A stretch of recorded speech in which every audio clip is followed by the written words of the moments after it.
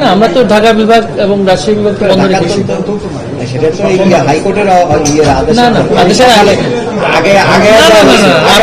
আপনি বোধহয় যে পান নাই, তার আগের দিনও কিন্তু আমরা প্রেস রিলিজ দিয়ে কিন্তু বন্ধ করেছি। হাইকোর্টের আদেশের আগেও কিন্তু আমরা বন্ধ করেছি। এই সপ্তাহ পর্যন্ত খোলা ছিল।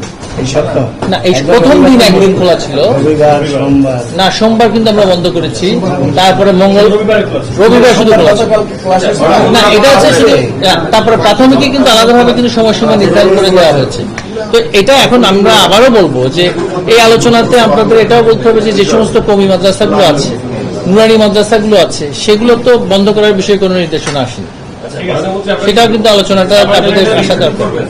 অবশ্যই সেখানে তো আমাদের করতে হবে। আমাদের যে বর্তমানে কার্য দিবস আছে, মোট কর্মদিবস আছে আমাদের 185 দিনে, সেখানে আমাদের মূল্যায়নের জন্য 20 দিন রাখা হয়েছে, জাতীয় দিবসগুলোর জন্য 5 দিন, এবং অতিরিক্ত যে 20 দিনগুলো আছে সেখানে আমরা কিছুটা রিঅ্যাডজাস্টমেন্ট করে, সেটা অবশ্যই গ্রীষ্মকালীন ছুটি যেটা আসছে এবং শীতকালীন ছুটিও, সেগুলো কিন্তু আমাদের যেহেতু জলবায়ু পরিবর্তনের কারণে আমাদের যেহেতু আবহাওয়ার প্যাটার্নটি এই বছর অনেক জায়গাতে পরিবর্তন হয়েছে, আমাদের আসলে ক্যালেন্ডারটা স্থির থাকাটা খুবই কঠিন।